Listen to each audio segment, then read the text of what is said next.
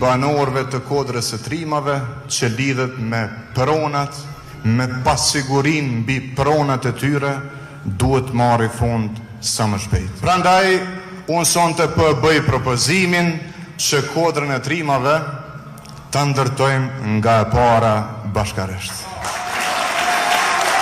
E bëjmë planin më të mirë për ndërtimet e reja, për sistemin e kanalizimit, për ngrohtoren, për ujin e pijes, për rrugët e rrugicat, për parqe, për qerdhe, për shkolla, për shëndetësi.